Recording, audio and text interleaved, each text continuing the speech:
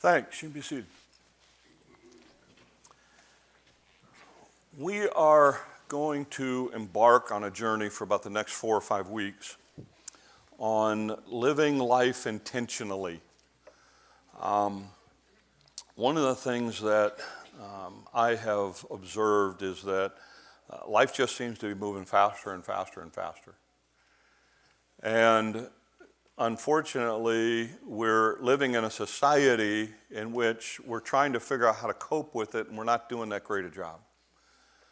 It's interesting, Time magazine this month actually put out a series of articles on happiness.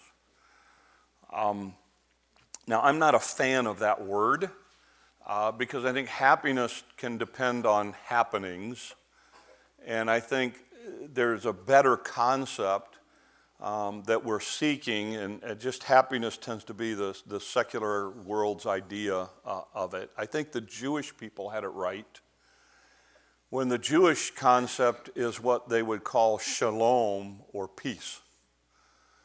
And often when we think of peace as the absence of conflict. But the idea of shalom, the idea of peace, went much, much bigger than just conflict. In the Jewish world, shalom is a way of greeting or a way of leaving someone, and it meant well-being, it meant wholeness, it had all of these concepts wrapped around it in the Jewish world. And so when you read your New Testament, often when Paul or Peter, whoever, when they write one of the New Testament books, one of the things that you see them saying is grace and peace to you. And Jesus talks about peace. It's the idea of this wholeness, this completeness kind of thing in life. So when I talk about intentional living, that's what I'm talking about. I'm talking about that Jewish ideal of a life of shalom, of a life of wholeness and fullness and contentment and peace and all of the things that get wrapped up into that. So let's go back to kind of what the Time magazine article with happiness, even though they talk about it at happiness, some of the things that they observed as they pursued this thing. First of all, it's interesting, the word happiness actually has a root in it from the word hap, which is luck. And so some people look at this whole happiness thing and say it's just kind of a lucky thing if you can find it. They find that, and the articles are based on a number of surveys and things like that a lot of it came out of Ohio State University, but they found that 30% of people in America experience burnout, where they just come to an end, where life has become somewhat overwhelming to them. They found that 20% of Americans, less than 20% of Americans said they were happy. That means we have 80% of America who's unhappy. Well, I don't think that's a stretch from what I see. What I did find surprising was they said that 25% of Americans are too stressed to function, where life has become to the point that they can't function in a normal way in the normal life. That's the emotional toll that it's kind of taking on it. They ask people, what do you think makes you happy? That's what makes a lot of us happy right there. New little babies. So, see, I get your attention now, don't I? What makes you happy? And what they found was when they talked to people said things like money. They said things like attainment, whether that be an achievement or good grades or whatever else. Status was something that people said made them happy. But the reality of it is, when they peeled back the layer and they looked at the science of it, they actually have ways to measure this. When they actually would have people take a test and then do these things and then take the test afterwards, here's what they found. Physically, sleep, exercise, and nutrition produced results as far as making people happier. When it came to mentally, they found that it was community, gratitude, mindfulness, and purpose. Today, the TV show Today, had an interesting deal on this week about kindness. And they did a study in which they said they had people go and do 3 random acts of kindness 2 times a week. So in other words, you'd pick 2 days and you'd do 3 random acts of kindness. What they found in this thing was that it literally physiologically changed them. That there were health benefits, mentally, emotionally, physically to them, just by doing simple little things like opening a door for somebody. They found that it actually made an impact on the way people live. And one study that they did with this, they had people do this for 5 weeks, and they found that it was a crazy number. It was something like 60%, 70% of the people, after the 5 weeks, kept doing it because it made such a big difference in their life. When they did this study at Time Magazine, they kind of conglomerated all of these ideas together, and here's what they found. They found that productive weekly happiness habits, in other words, these were things that when they looked at all the stuff that everybody was doing, these are some common things that they would find in all of the different people responding. They found that happy people tended to get 7+ hours of sleep a night. A lot of them had a personal hobby. They either experienced or played sports. They were like a big sports fan for teams, or they played sports, or they did something that way. They spent time in nature. They would meditate or they would pray. They spent time with friends outside of work. They had a support group or a therapist. And they would spend time with their family. They found that a lot of times when they started talking about fulfillment, happiness, this shalom ideal, all these kinds of things, that these were common things that kept showing up in people finding fulfillment from this thing that we call life. So the next 5 weeks, what we're going to do is we're going to try to pull out some ideas that I think and that I've observed and from stuff that I'm reading are kind of essential to this thing that we call life, or shalom, or peace, or things that I see us as a culture heading away from that we need to stop and turn back towards. But you have to understand what's happened. Some of you will remember this. This was July 20th, 1969, Neil Armstrong, first man on the moon. This was a big deal when I was growing up. This was a huge deal. I was at the age that we were fascinated by the whole let's go to the moon and put a man on it. I did model rockets growing up. I was part of that. What a lot of people don't know, so this is kind of one of those fun things that I like to read about. What a lot of people don't know is this. When we were descending in the lunar module to the moon in 1969, the computer processor that was there was based on, for those of you in the computer world, this will make sense to you, it was an 8086 processor. Your phone has more processing power than we did when we landed on the moon in 1969. Because it was so new, the calculations that it had to continually adjust to as it descended to the moon actually overwhelmed the system, and the system crashed. We came very close to this becoming a disaster. And so they were able, though, at the last minute to get it rebooted so they can make the proper calculations for this thing to land on the moon. What I see happening right now in our culture is that's exactly what's happening to a lot of people today.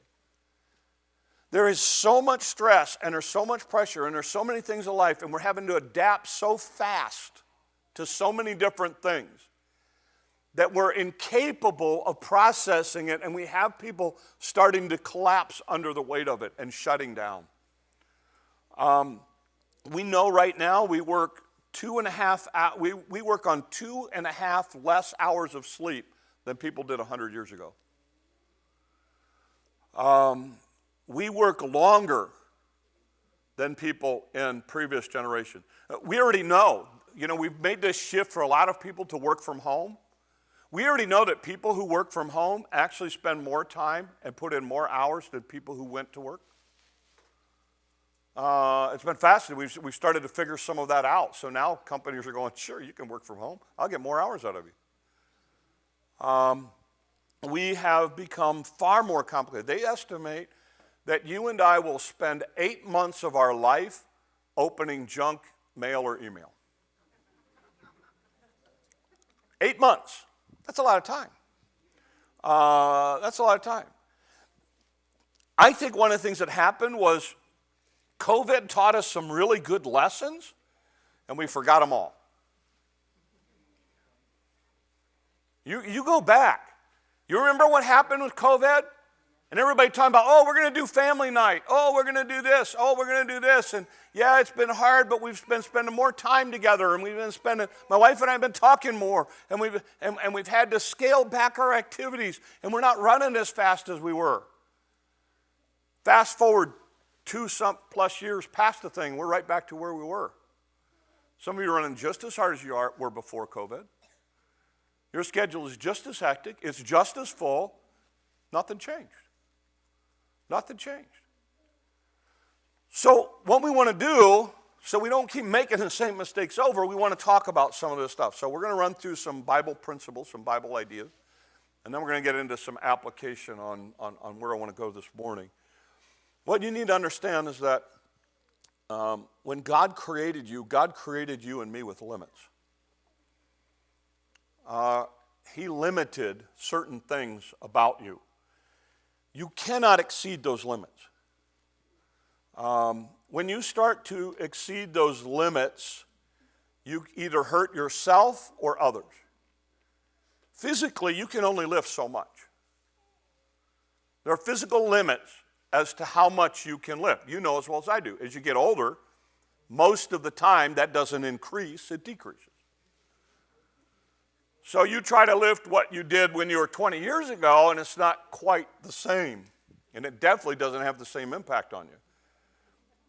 You know, emotionally, we actually have emotional limits on how many people we can carry in our lives. Here's what they tell us. Emotionally, you can only carry between 10 and 15 people in your life. Over 15 people, you start what we call emotional overload. You can only have super close relationships with 5 to 10 people. By the way, this is the dynamic, it was interesting, but this is the dynamic of small communities. Small communities get this idea that, or outsiders get this idea of, that I can never get accepted in the small community. They don't like outsiders. It's not about outsiders. Here's the thing. They've already maxed out their relationship. And in order for you to come in and be part of their community, they're going to have to cut somebody out. And they're not really going to cut somebody out. So you just stand in line till somebody dies. It's the way it works.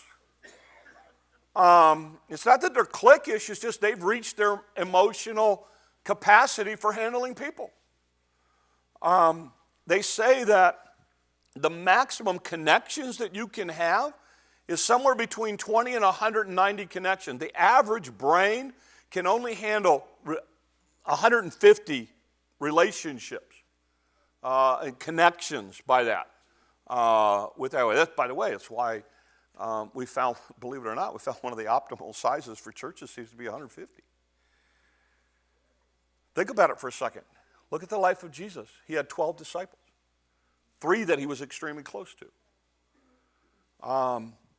So we know that emotionally we can only handle so much regarding people.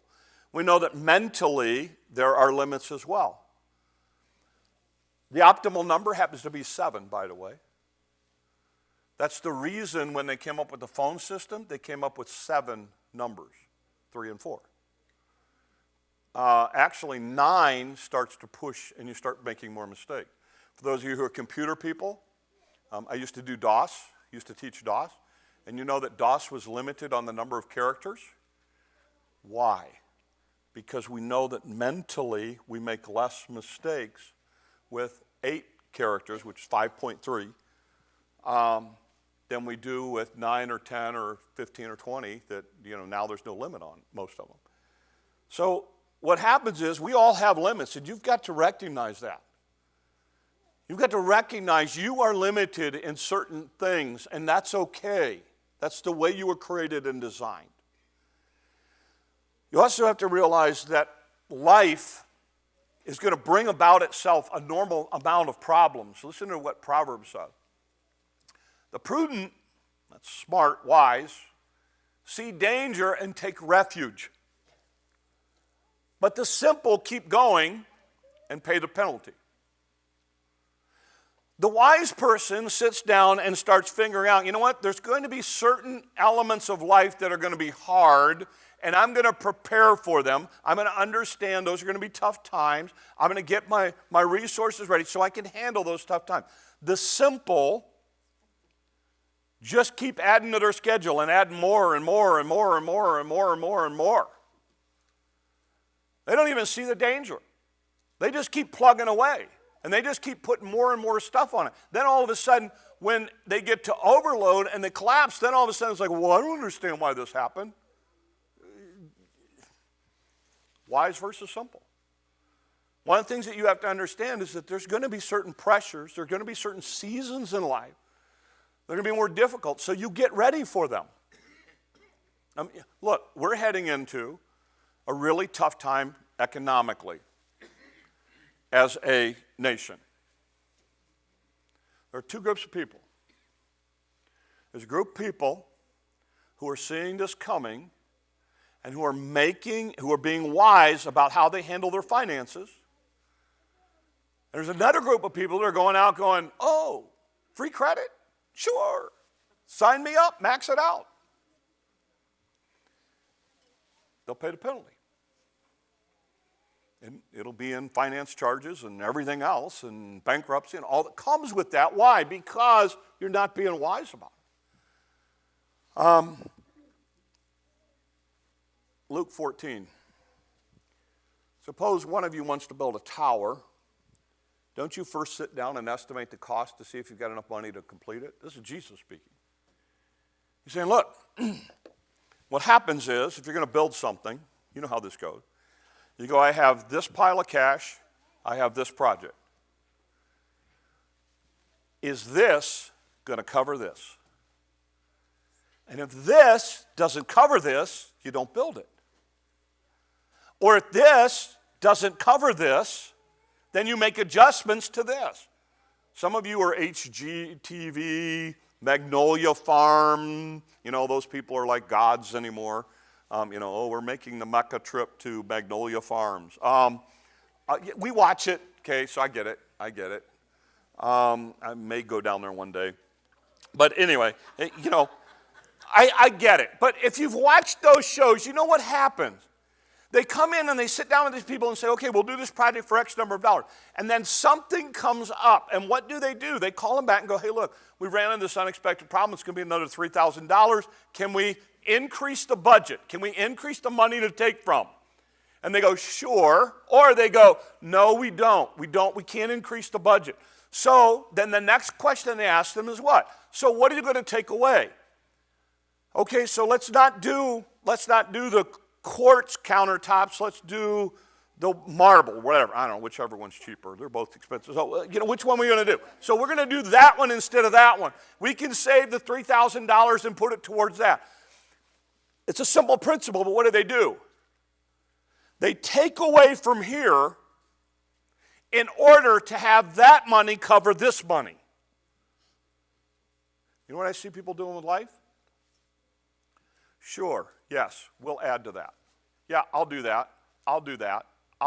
Not realizing that pile is getting empty. That physical, emotional energy that it's going to take to do what you have committed yourself to is getting lower. In other words, here's the principle.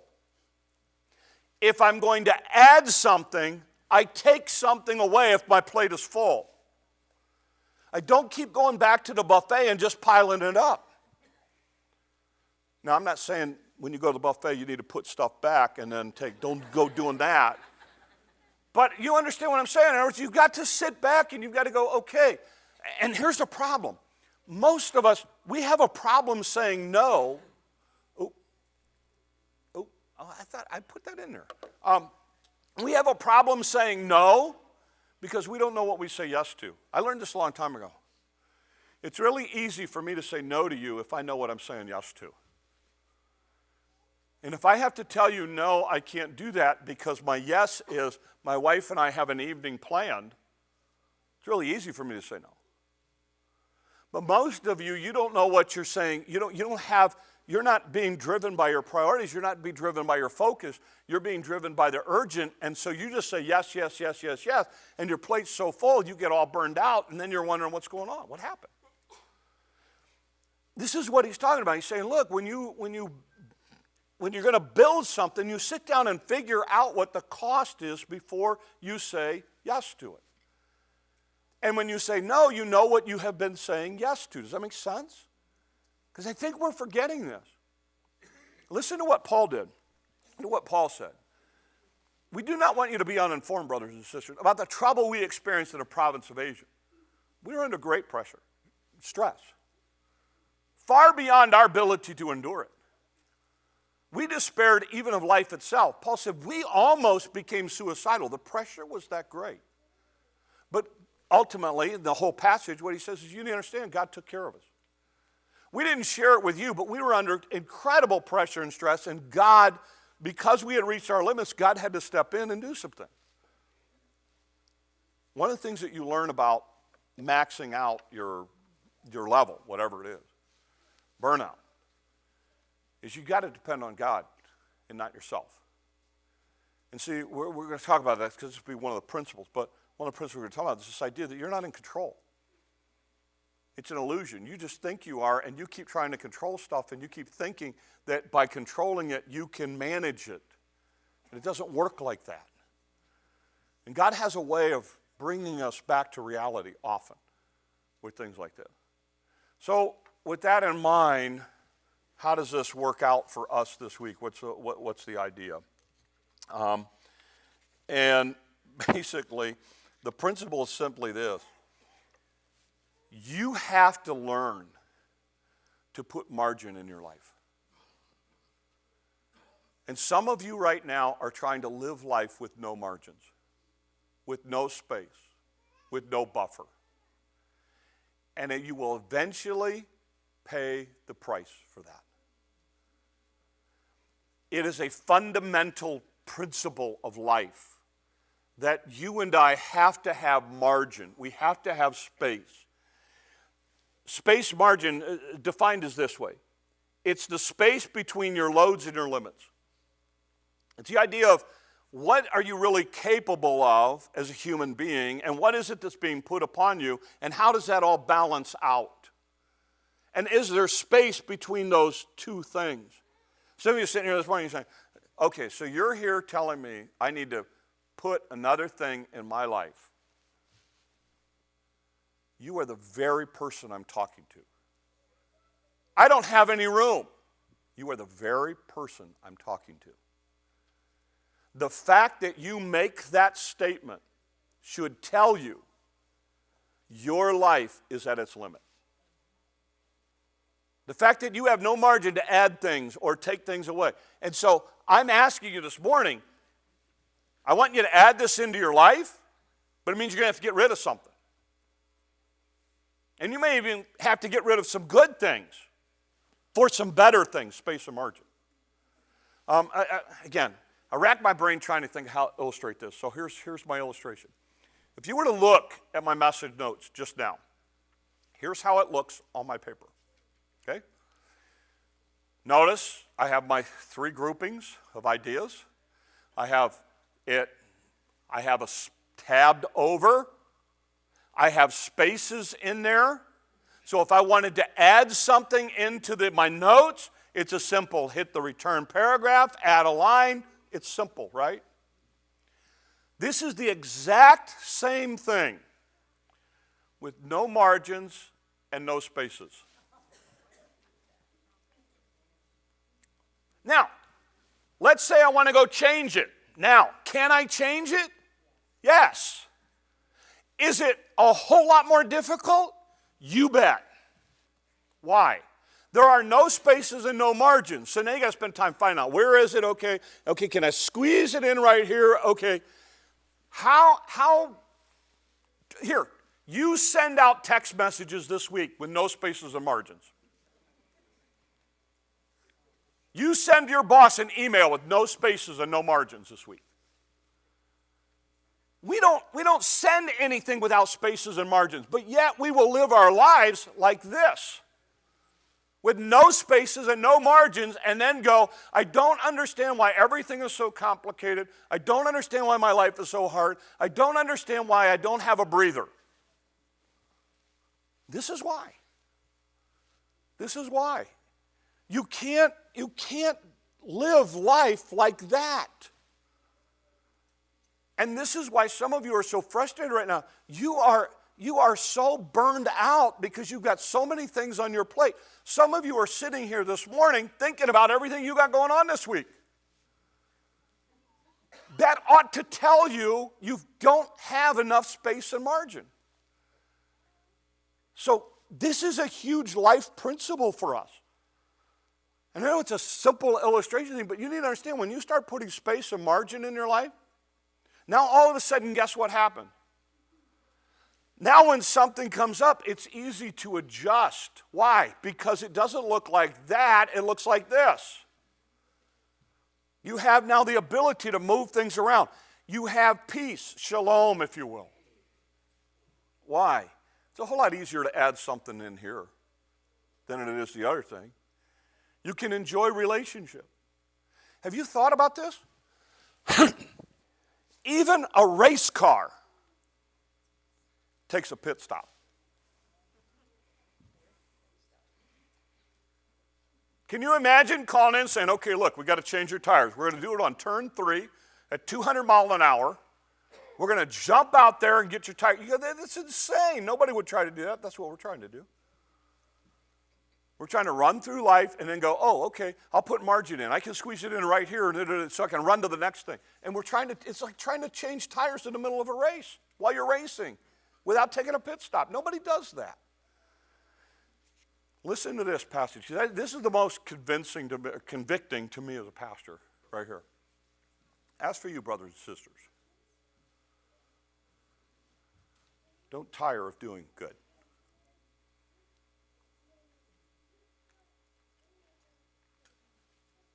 As a pastor, you know how many pastors get burned out? And I had to learn a long time ago that this ministry thing is a marathon, not a sprint. If you want to make it for the long haul, you better figure some of this stuff out. And you better figure out how to build margin into your life. And if you're like me, what's happened is life is becoming faster and faster and faster. There's more and more and more and more stuff.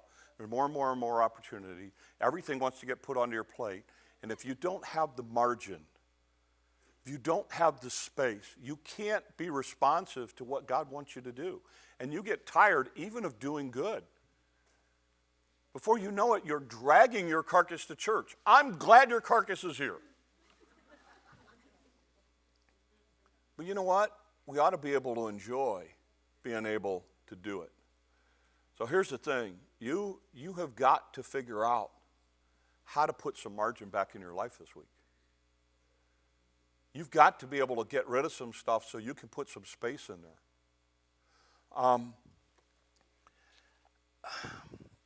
Here, I wish John was here. He could understand this better than me.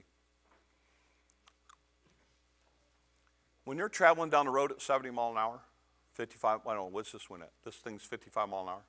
This is how long it takes you to stop. Notice there's a couple of factors.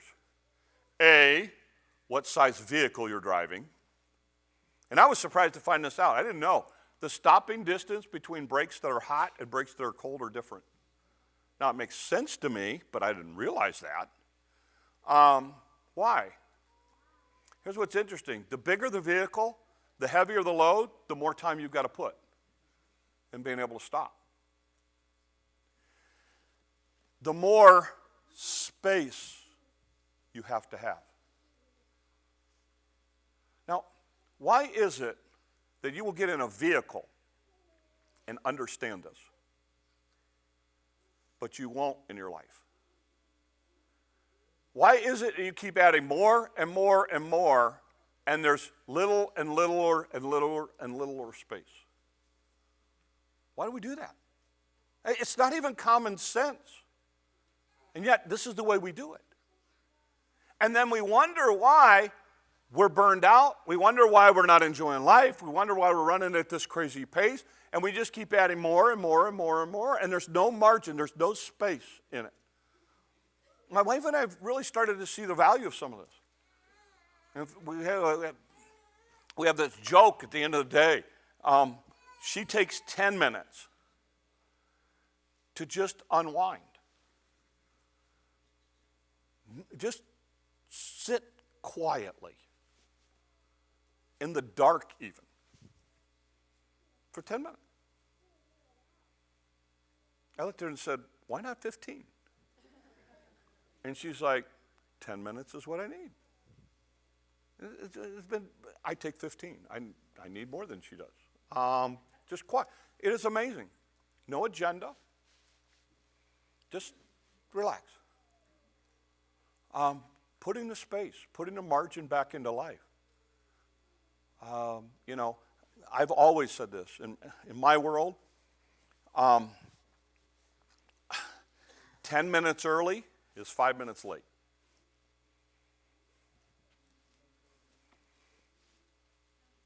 I try to put margin in. I'm usually here on Sunday morning at 7 o'clock. I get everything done in less than an hour, get all ready for the day. Last week, I was going over stuff, and all of a sudden I realized I had uploaded the wrong video for Sunday school. Thought I'll just run home and get it. I'm 6 miles away. I've got plenty of margin. I've got an hour of just chill time that I wasn't planning on, so I went home, got it, came back, loaded it up. Why? There was margin built into Sunday morning. And again, you have to sit and figure out what's important to you. For me, the most important thing on Sunday morning is being ready for this. So I want to put more margin in there so that can happen. Look, God modeled this for us. Okay? I don't know if you've thought about this for a second, but just hang in there with me a minute. I don't want to get too silly, but I want to make the statement. God created the world in how many days? 6 days. He creates the world in 6 days. He creates the world by doing what? Speaking. So I want you to follow this now. Day 1. Let there be light.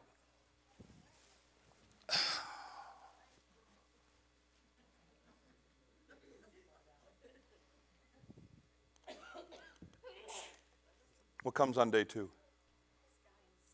Huh? Sky and sea. Oh, day 2. Sky, sea.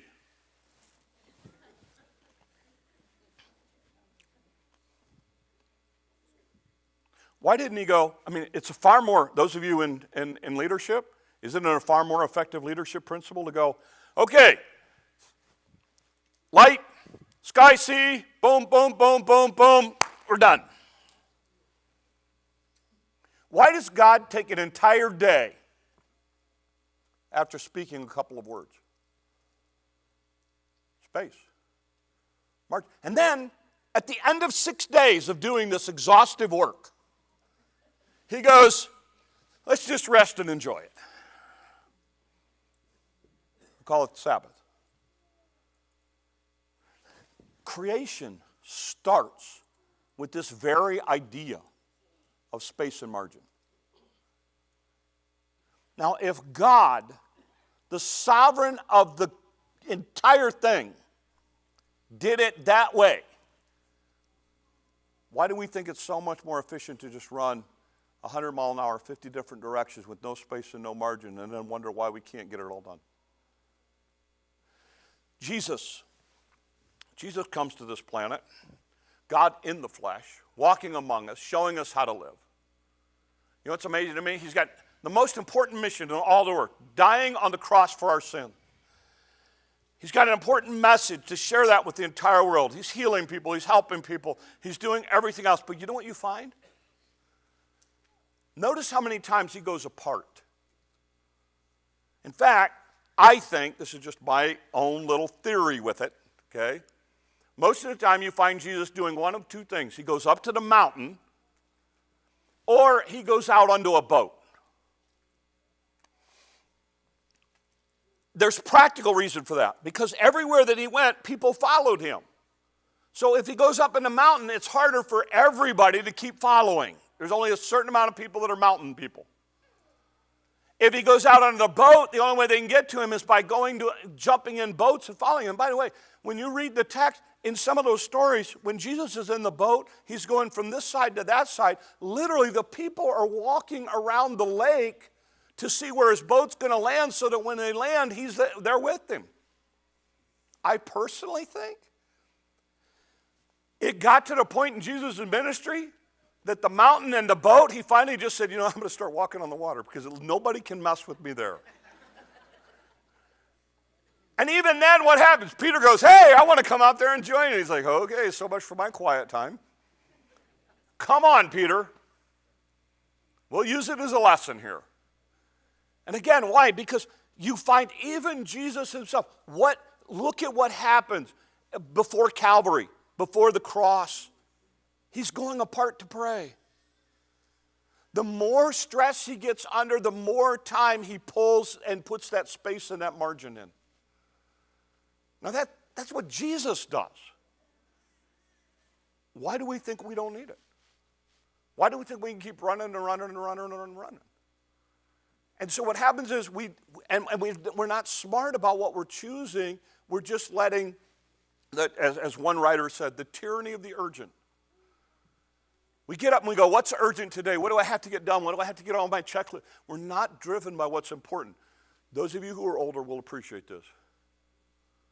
Right or wrong, how many times do we come to the end of our journey with all of the regrets because we spent so much of our time doing that which was urgent, not that which is important?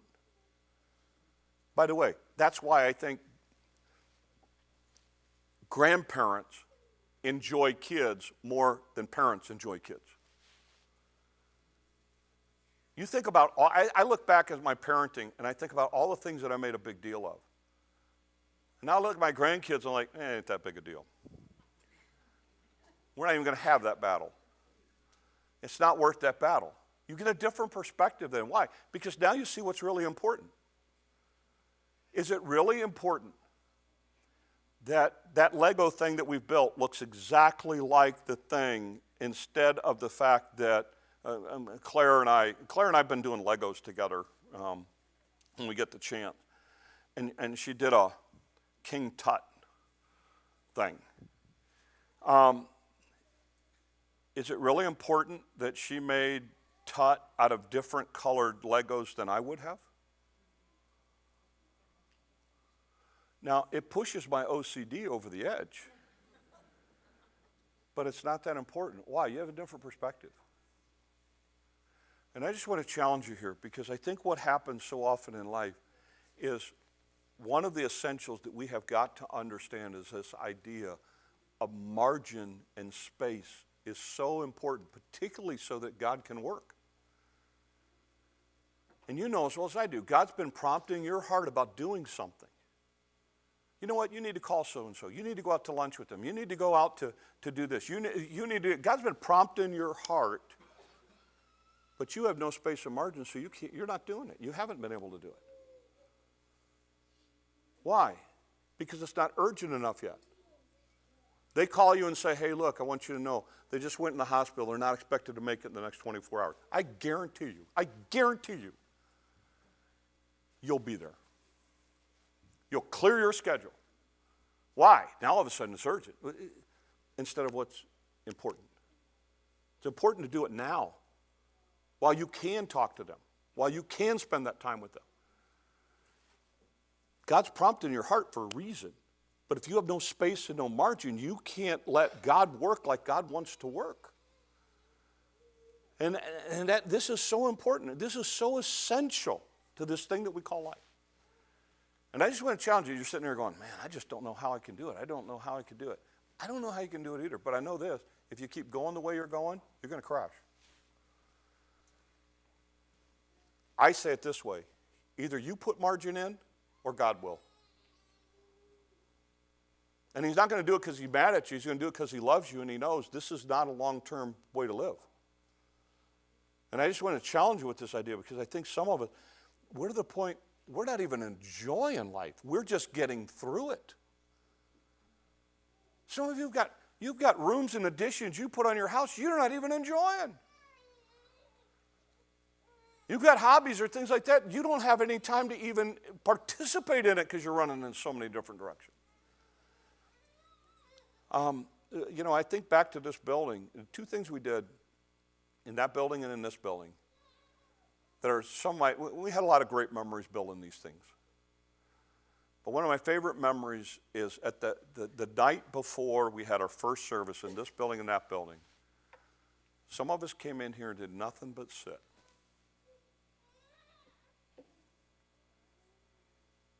And just appreciate what God had been able to do. Wouldn't have been anything fancy. Just, I'll never forget the Sunday we met in that building for the first time. The day before I walked in that morning, Saturday morning, I'm like, oh man. I have a picture of this thing. It looked like a bomb had gone off. I'm like, how in the world are we going to have a service in here? We worked like banshees. We got it all cleaned up. We got it all ready for the service. I remember at the end of the time, we just sat. Thought, it's amazing what God's done. It's amazing. God did this in creation. Jesus models this. It's probably an important thing for us to do as well. So I end this morning with this. May God help you to understand your limits. It's my prayer that you put margin back in your life this week. Make the space you need to prune out areas that aren't helpful, to say no to some things that are urgent but not necessarily important. Learn to trust and appreciate God this week. Put some margin back in. Let's pray. Lord, help us. God, we're in this world in which we're running faster and faster and faster. We're getting less and less accomplished. We're getting more and more burned out. We have fewer and fewer opportunities to let you use us because we're running in so many directions so fast that we're running from one thing to the next. So, Lord, help us to put you back in control. Help us to place the margins in our lives so that we can allow you to work in our hearts and lives. Lord, help us to be more selective in what we say yes and no to. And Lord, may we not be driven by that which is urgent this week, but by that which is important. So use us. And help us to live life, Lord, intentionally this week. These things we ask in your name. Amen. Let's stand.